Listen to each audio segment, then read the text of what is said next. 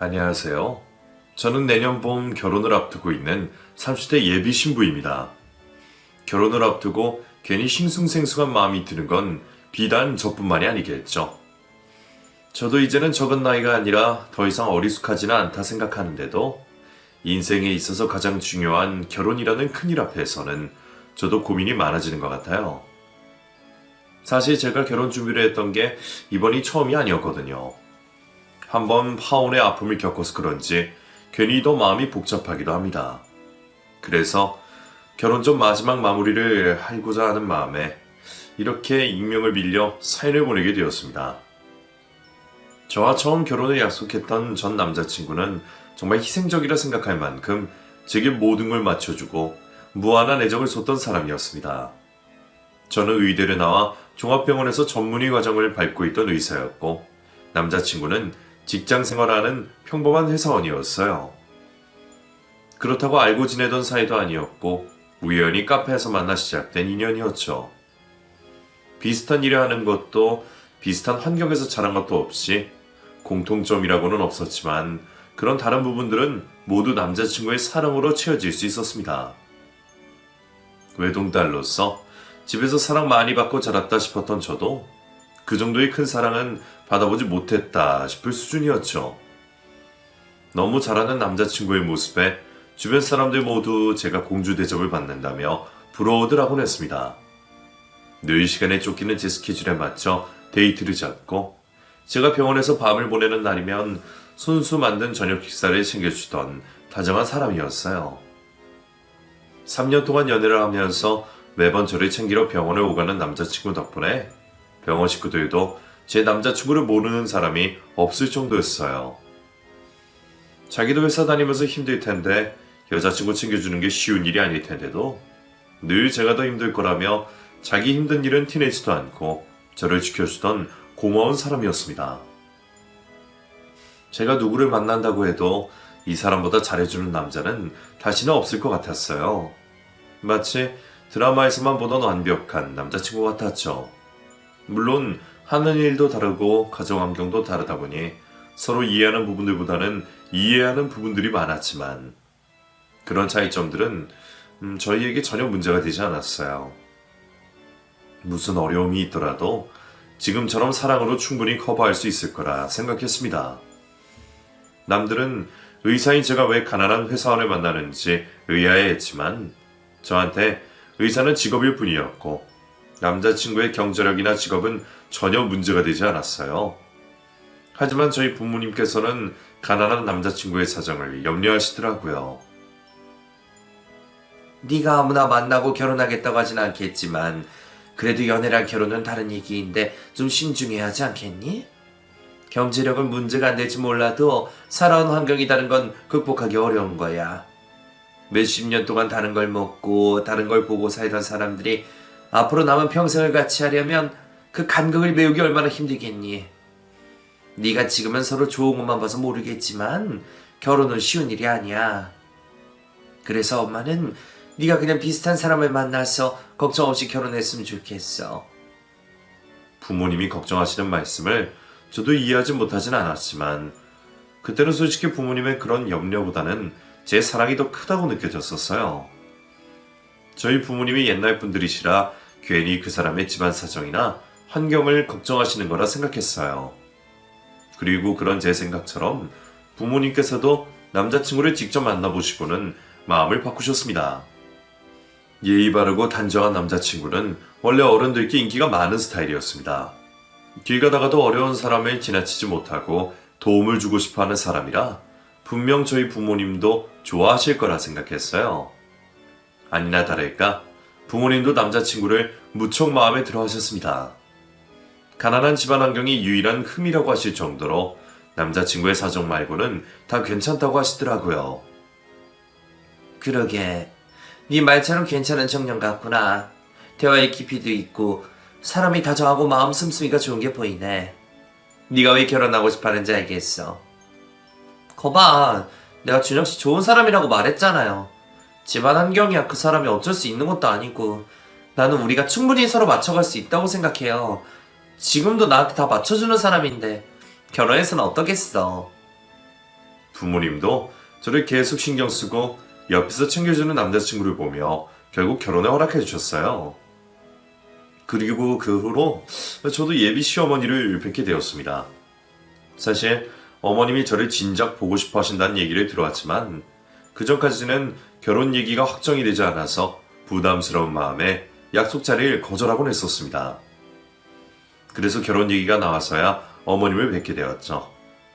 아버님이 일찍 돌아가신 탓에 어머니 혼자 자식 둘을 키웠다는 얘기에 저도 평소 시어머니가 무척 궁금했었어요. 특히나 남자친구를 이렇게 잘 기르신 분이 어떠실지 기대가 많았죠. 그런 저의 기대처럼 예비 시어머니는 무척 좋으신 분이셨어요. 남자친구와 똑 닮은 외모처럼 그 마음씨까지 다정한 분이시더라고요. 어머님, 처음 뵙겠습니다. 그래, 나도 반가워요. 그동안 보배양 얘기는 많이 들었어요. 우리 아들이 어찌나 자랑을 많이 하던지 내가 보배양 참 많이 보고 싶었거든. 의사 선생님이라 고생도 많다고 들었는데 참 대단한 아가씨다 싶었지. 그렇게 대단한 애가 우리 아들이랑 결혼하겠다니 내가 고마워서 뭐라고 말을 해야지 모르겠네. 결혼시키면서 내가 해줄 수 있는 것도 별로 없는데 아유, 아무튼 참 미안하고 고마워요. 보통 며느리 입장에서는 시어머니가 불편하고 어색할 수밖에 없는데 저를 그렇게 반겨주시니 기뻤어요. 게다가 병원 일 때문에 바쁜 저를 배려하셔서 직접 병원 근처로 저를 만나러 와주신 어머님께 저는 더 감사했습니다. 덕분인지 저희의 첫 만남 자리는 아무 걱정 없이 화기애애할 수 있었어요. 어머니는 시종일관 저를 보고 미소를 잃지 않으셨고 정말로 저를 환영해 주시는 게 느껴질 정도였어요. 남자친구보다 제가 아깝다고까지 하실 정도였죠. 어머니는 긴장해서 자꾸만 실수를 하는 제가 무슨 실수를 해도 귀여우시다며 저를 정말 딸처럼 대해주셨어요. 어머니, 말씀 편하게 하세요. 그게 저도 편해요. 그럴까? 그래, 우리 다 가족들 사이인데 불편할 건 없지. 나는 벌써부터 보배가 내 딸 같아. 우리 보배는 뭘 해도 참 예쁘네. 보배가 외동딸이라는 얘기에 부모님이 섭섭하셨겠다 싶었는데 그럴 일이 없었겠어. 나 같아도 이렇게 예쁘고 잘난 딸이 있으면 딸 하나만 보고 살겠네. 내가 딸이 없어서 그런가? 보배가 더 예뻐. 예쁘게 봐주셔서 감사해요, 어머니. 나 그냥 하는 말 아니야. 진심이야. 바쁜 며느리 오라가라 할 일도 없고 나 그렇게 모진 시어머니 아니야. 무조건 잘해줄 테니까 이제는 내가 두 번째 엄마라고 생각하고 편하게 생각해. 제게 시어머니가 아닌 두 번째 엄마가 되어주시겠다며 기쁜 말씀을 해주시는 어머니를 보며 저는 큰 감동을 느꼈습니다. 지금도 벌써 남자친구가 아빠처럼 오빠처럼 저를 챙겨주고 있는데 시어머니까지도 저를 챙겨주시겠다고 하시니 당연히 감사할 수밖에 없었어요. 어머니는 자꾸만 없는 집에 시집오게 해서 미안하다는 말씀만 하시며 미안하신 만큼 제게 잘해주시겠다고 약속해 주셨어요. 꼭 그런 말씀이 아니더라도 저는 어머님의 말씀에 따뜻함을 느꼈고 벌써부터 한 가족이 된 마음을 느꼈습니다. 그렇게 저희는 약혼을 하고 상견례 날짜를 잡게 되었어요. 그리고 상견례 전에 예비 시댁에 정식으로 인사를 드리러 가게 되었습니다.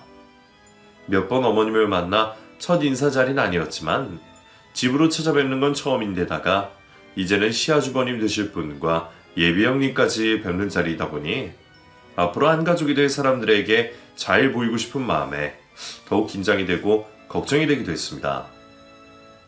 몇 날 며칠 동안 들고 갈 선물을 고르려고 얼마나 골머리를 썼는지.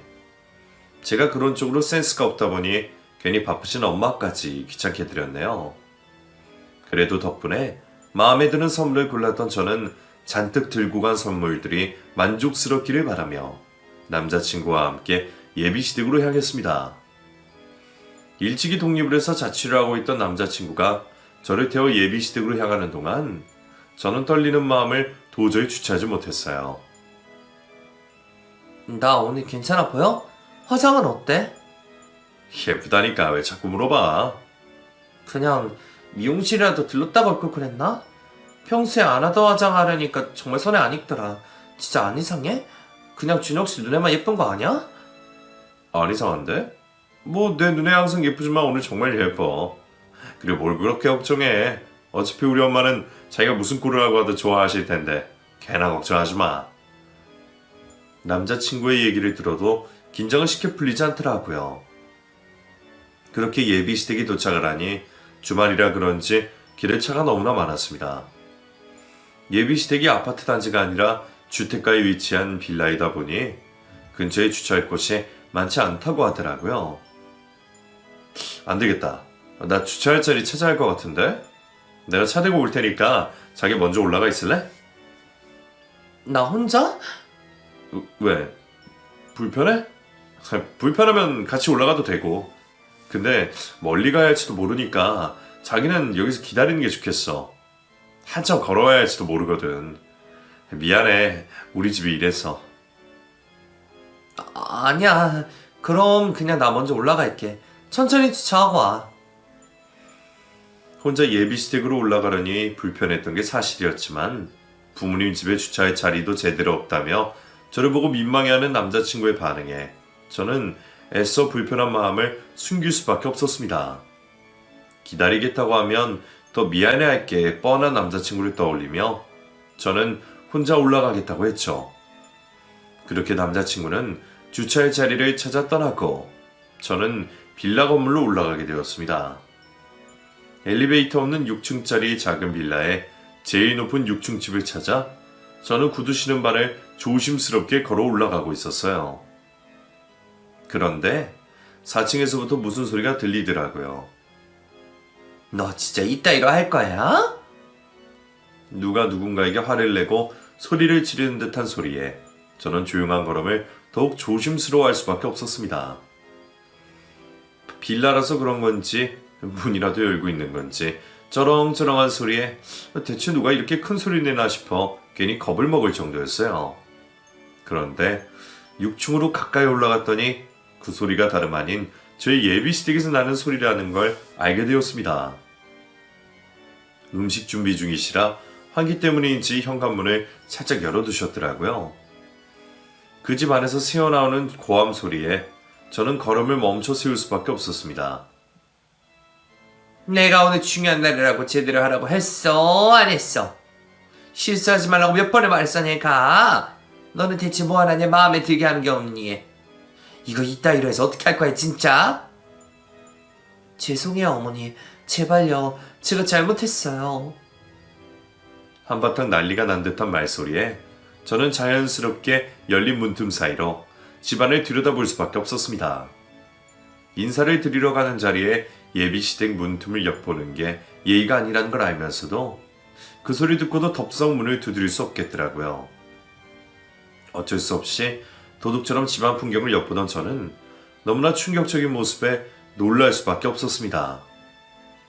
좁은 거실 안에서 화를 내며 소리 지르는 시어머니 앞으로 누군가 무릎을 꿇어 앉아있더라고요. 시어머니 말고 다른 시댁 식구들은 뵌 적은 없지만 남자친구의 형님네가 시댁에서 지낸다는 걸 알고 있던 저는 그분이 저희 예비 형님이라는 것을 알아차릴 수밖에 없었습니다. 앞치마를 두른 채로 시어머니 앞에 무릎 꿇고 앉아 혼이 나고 있는 예비 형님의 모습에 저는 이게 무슨 일인가 어리둥절할 수밖에 없었어요. 예비 형님이 실수를 했다며 혼을 내시는 예비 시어머니의 모습이 저는 너무 낯설기만 했습니다. 그 모습이 제가 알고 있는 어머니의 모습과 사뭇 달라 보였거든요.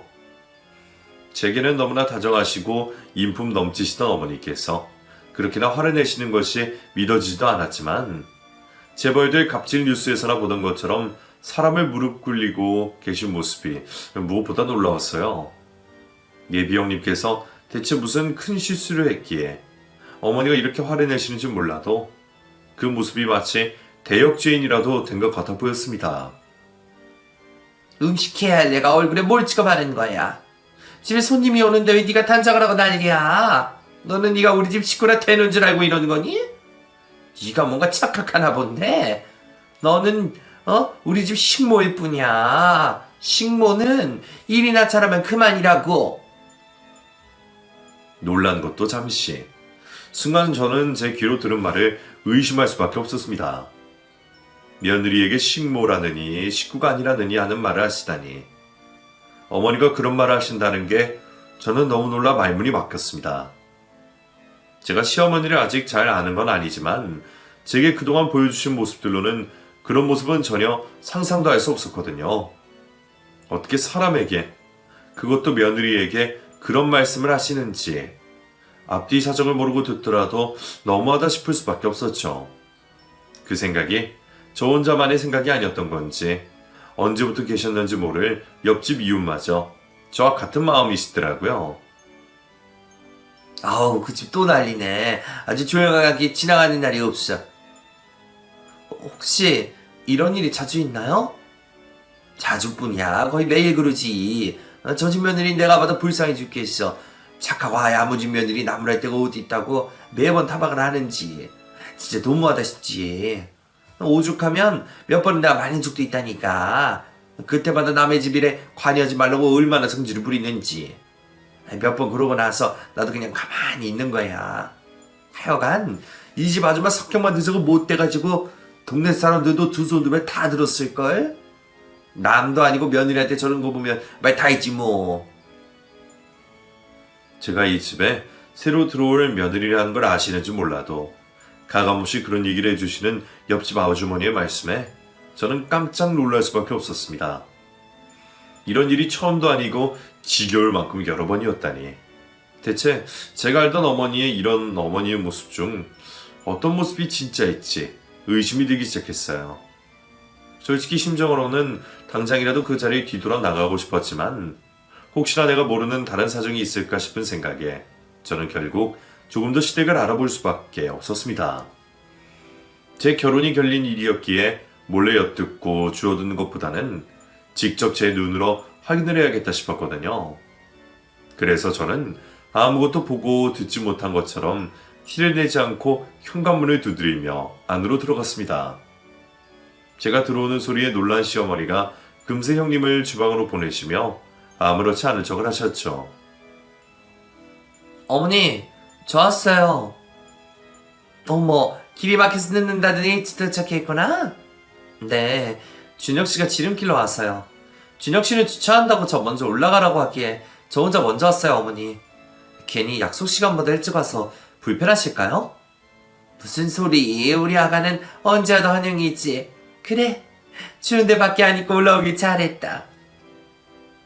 조금 전에 그 난리통은 잊지도 않았던 것처럼 아무렇지 않게 저를 대하시는 어머니를 보며 저는 점점 더 혼란스러울 수밖에 없었습니다.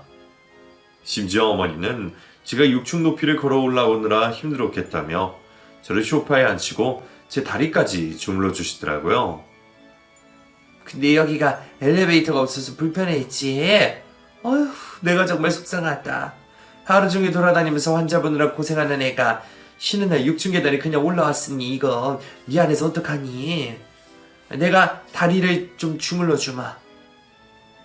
아니에요. 어머니 저 정말 괜찮아요.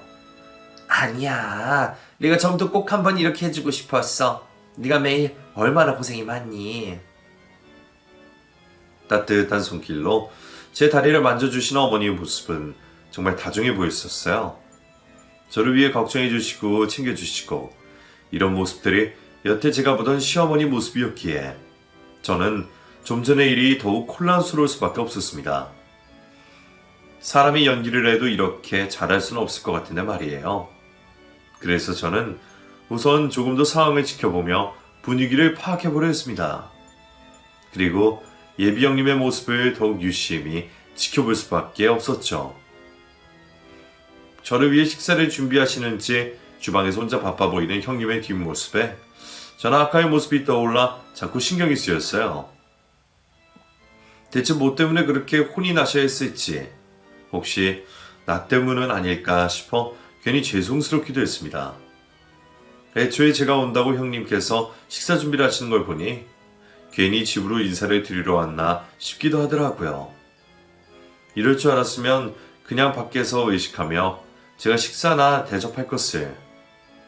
저는 제가 이렇게 부담스럽고 불편한 자리에 있게 될 줄은 몰랐습니다.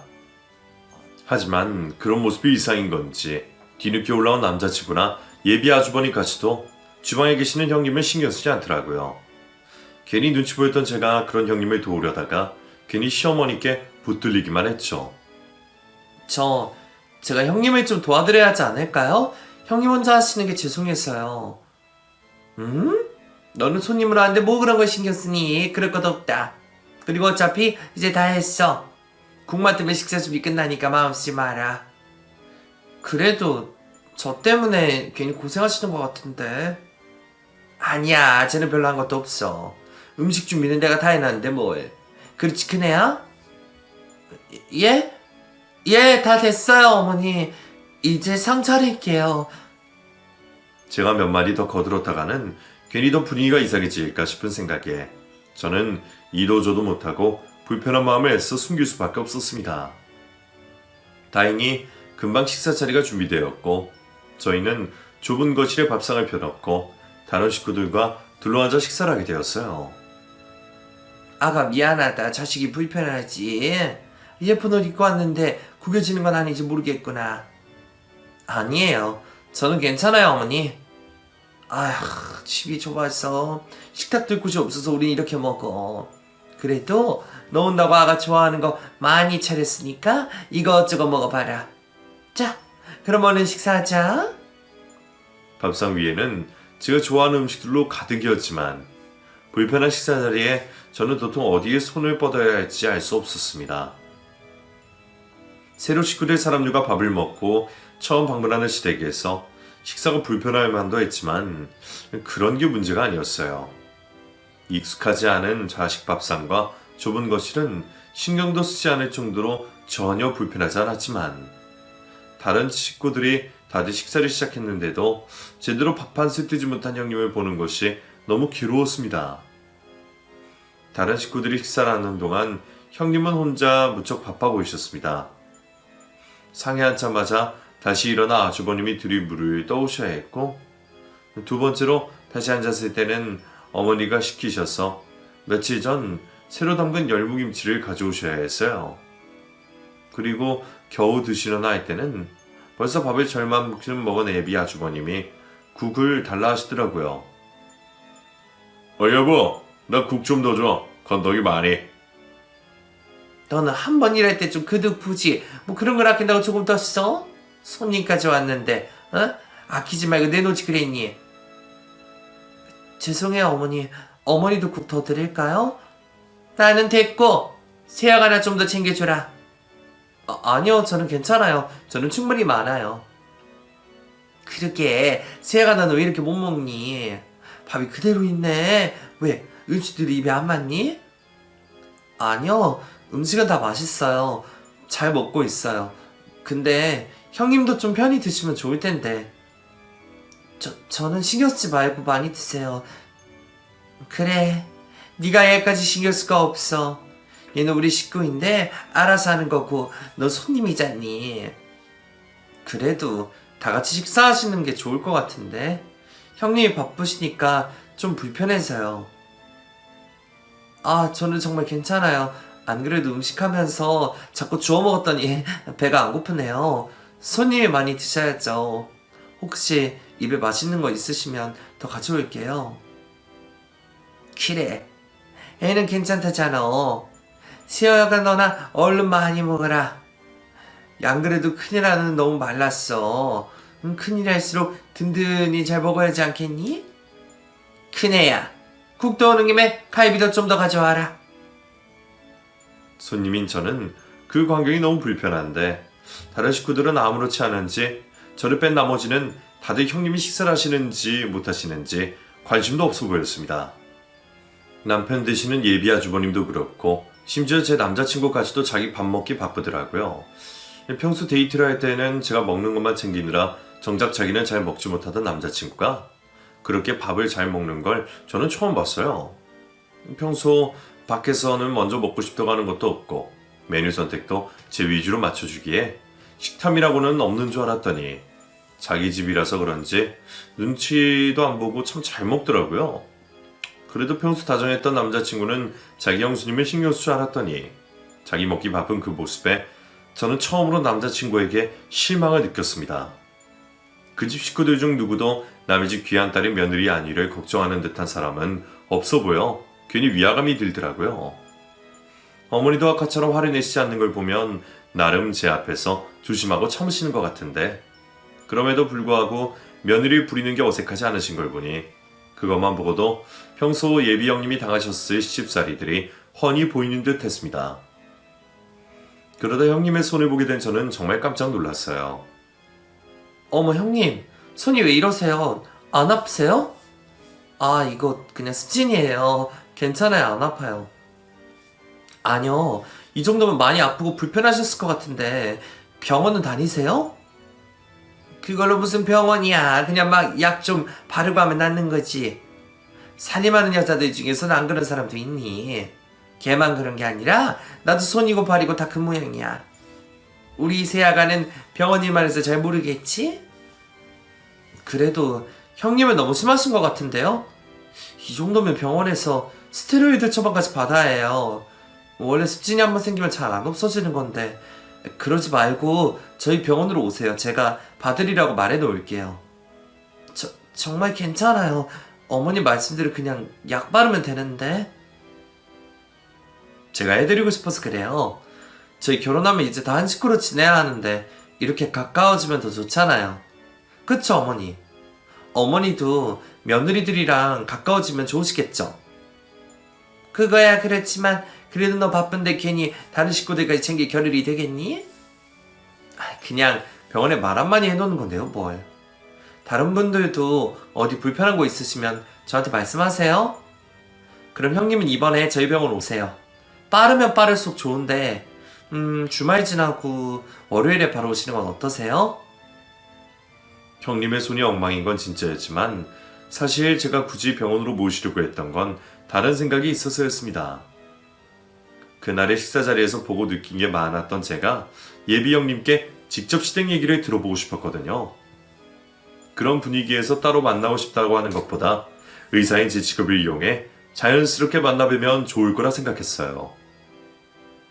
아니나 다를까 제가 형님께 관심을 가지는 걸 보며 불편한 내색을 하시던 시어머니도 의사 입장에서 권고를 드린다는 제 말에 금방 수긍을 하시며 불편해하시는 형님을 오히려 떠밀어 주었습니다.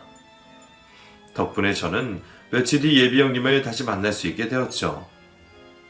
오랜 고생 때문에 나올 기미도 없이 약화된 습집을 보며 저는 형님의 시집살이가 녹록치 않았음을 다시 한번 느꼈습니다. 제가 미리 예약을 해둔 덕분에 진료는 금방 끝났지만 저는 진료가 끝난 형님을 모시고 병원 밑에 있는 카페로 내려갔어요. 저 사실 형님이랑 따로 얘기 나눠보고 싶어서 일부러 저희 병원까지 오시라고 했던 거예요. 따로 뵙고 싶다고 하면 불편하실 것 같기도 하고 괜히 어머니 눈치도 볼 것 같아서요. 그러니까 오늘 만남은 저희 둘만의 비밀로 해요. 제 말뜻을 금방 알아들으실 형님은 짐짓 놀라신 표정이었어요. 아무래도 제가 형님께 뭘 궁금해할지 예상을 하였거든요. 저 사실 그날 들어가기 전에 어머니가 고함 지르시는 거 봤어요. 형님한테 말씀하시는 것도 다 들었고요. 아, 그래요? 다 들었어요? 네, 어머니가 형님대로 식모로 하느니 하시는 것까지 전부요. 미안해요. 괜히 나 때문에 보배씨 불편하게 만들었네요. 제가 실수해서 어머니가 화가 나셔서 그러신 거니까 너무 신경 쓰지 말아요. 다 제 탓이에요. 글쎄요. 옆집 이웃분까지 나오셔서 혈을 차시던데 그런 일이 한두 번이 아니었던 거죠. 솔직하게 말씀해 주세요. 제 앞에서까지 사과를 하며 모두 본인 탓이라 말하는 형님이 저는 참 안쓰럽게 느껴졌습니다.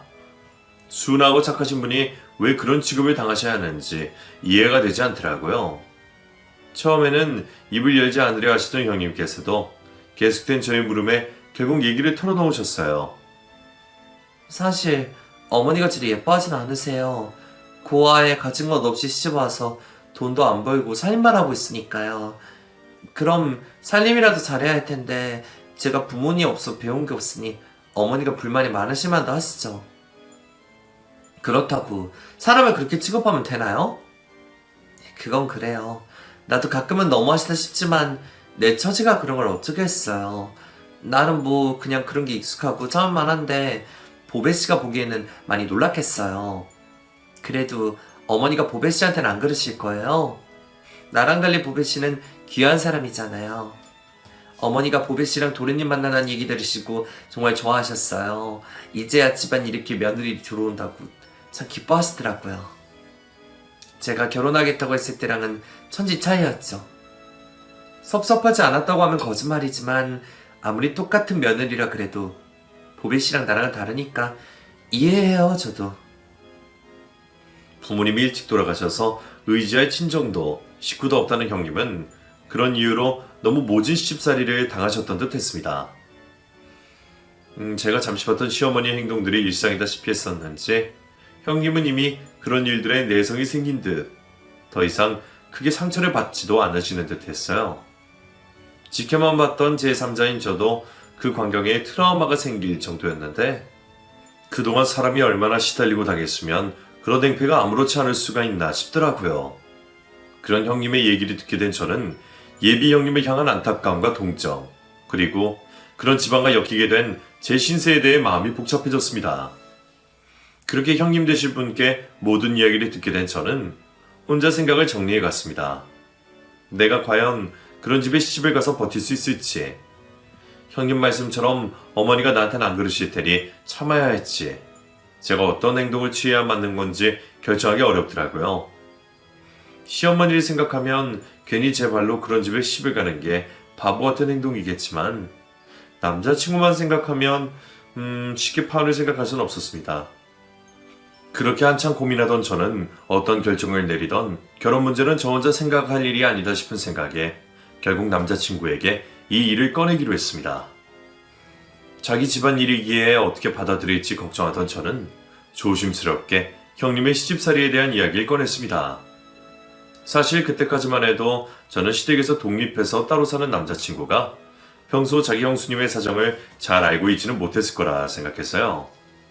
그런데 제가 형님과 어머니의 얘기를 꺼내자마자 남자친구는 단번에 제가 할 말을 알아듣더라고요.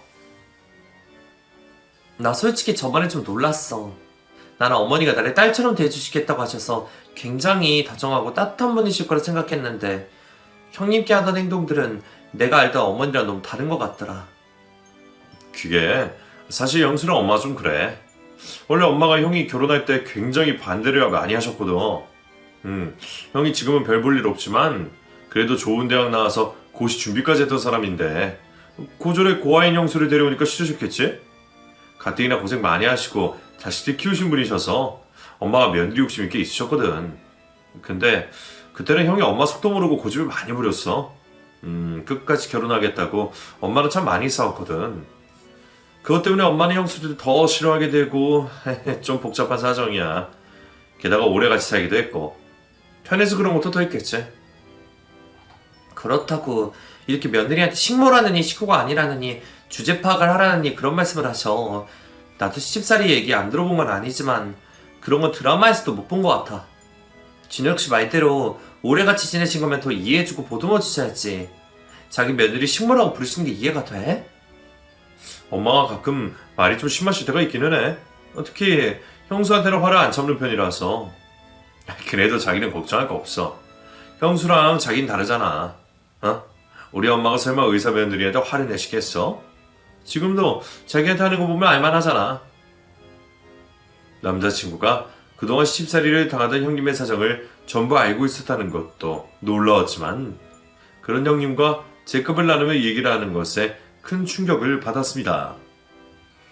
진정 든든한 의사 며느리는 건드릴 수 없고 진정 없고 가난한 며느리는 만만하게 해도 되는 건지, 시어머니가 보이신 행동이 뭐가 잘못인지 모르는 남자친구의 행동에 그동안 쌓았던 신뢰와 애정이 확 식어버리는 기분이었어요.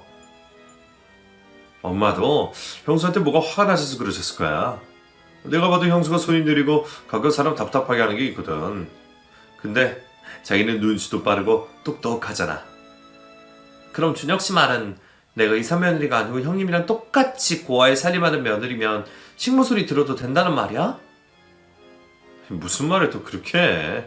그건 아니지만 어쨌든 그런 취급에 당할 일은 없겠지. 제가 남자친구를 좋아하고 결혼까지 생각했던 것은 사람 사이에 위아래 두지 않고 저를 아껴주는 모습 때문이었는데, 사실 그 사람이 좋아한 게 나라는 사람 자체가 아니라 의사란 나였을까 싶은 생각이 그때 처음으로 들더군요.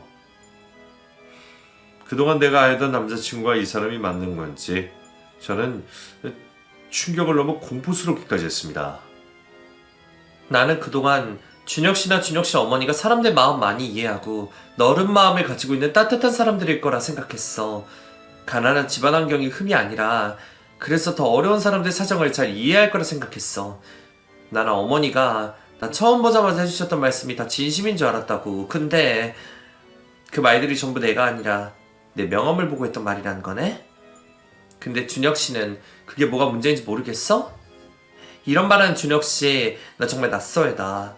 그럼 나는 그동안 대체 누구를 만나고 있었던 거야? 나 이런 집에 시집 못 가. 우리 결혼 그냥 없던 걸로 해. 그제서야 저는 그동안 제가 몰랐던 남자친구의 본 모습을 알게 되었습니다.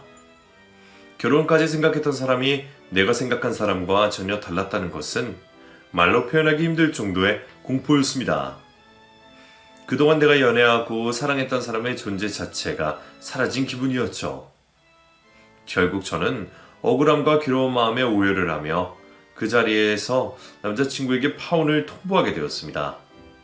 남자친구는 자기 형수 때문에 파혼하자는 제 말을 이해하지 못하겠다며 저를 설득하려 하더라고요. 형수 때문에 헤어지는 게 말이 돼? 아니? 이거 형님 때문 아니고 준혁 씨 때문이야. 그러니까 괜히 남 따뜻하게 생각하지 말고 파혼 인정해. 그리고 괜히 형님한테 피해가지 않게 해줘. 그렇게 저는 남자친구에게 마지막 당부를 한 채 그 사람과 이별을 하게 되었습니다. 약혼했던 남자와 파혼을 한 후로 저는 제정신일 수가 없었어요. 결혼식장 들어가기 전에는 모른다더니 파혼을 하게 되는 사람이 제가 될 줄은 몰랐네요. 처음부터 제 결혼을 염려하셨던 부모님께 죄송한 마음에 저는 티를 내지 않으려고 당당하게 버티려 했지만 알릴 건 알려야 했기에 결국 부모님께 파혼 소식을 알려드리며 그간 사정까지 전부 털어놓게 되었습니다. 제 얘기를 조용히 들으시던 부모님은 그런 저를 탓하지 않으시고 오히려 품어주셨어요. 평생 배우면서 살았던 저였기에 결혼도 똑똑하게 잘할 수 있을 거라 생각했는데 결국 저는 공부만 잘하는 바보였던지 결혼만큼은 제 마음대로 되지 않더라고요. 그래도 의사라는 직업이 여러모로 도움이 되긴 하더라고요. 매일 정신없이 바쁜 일상 덕분에 저는 힘들 새도 없이 그 시기를 무사히 잘 넘어갈 수 있었거든요. 다만 이후로도 몇 번이나 전 남자친구에서 연락이 왔지만 제 성격을 잘 알아서 그런지 무턱대고 찾아오진 않더라고요. 덕분에 저는 금방 그 친구를 잊을 수 있었고 1년이 지나서나 아무렇지 않게 소개팅 자리도 나가게 되었어요. 솔직히 약혼까지 했다 파혼을 한 마당에 결혼 생각이 금방 들지는 않았지만 제 인연이 그 사람이 마지막일 거라는 생각은 안 했어요. 그 사람은 제 짝이 아니었을 뿐 파혼이 제 잘못이 아니라고 생각하며 언제 어디서든 제 짝이 나타날 거라 생각했죠. 그리고 저는 결국 그런 사람을 만나게 되었습니다. 우연히 지인의 소개로 같은 의사를 만나게 되었는데 아무 기대 없이 나갔던 그 자리에서 지금의 예비 신랑을 만나게 되었거든요. 같은 의사라서 재미도 없고 무뚝뚝할 줄 알았더니 너무 유머러스하고 다정한 그 사람에게 저는 첫눈에 반했습니다. 같은 직업과 비슷한 환경에서 자란 공통점 덕분인지 저희는 마치 오랫동안 알고 지낸 단짝 친구처럼 금방 가까워질 수 있었고 덕분에 만난 지 1년 만에 결혼을 결심하게 되었습니다. 저희 둘 다 늦은 나이에 결혼을 하게 되어 마음이 급하기도 했지만 그만큼 진심 있기도 했거든요. 그래도 한번 실패를 경험해봐서 그런지 이번에는 저도 확신이 있어요. 그 사람과 함께라면 다른 걱정 없이 행복하게 잘 지낼 수 있을 것 같습니다. 그래서 벌써부터 내년 봄에 있을 결혼이 기다려지네요. 그럼 여러분들도 저희 새 출발을 응원해 주시길 바라며 이야기를 마치겠습니다. 감사합니다.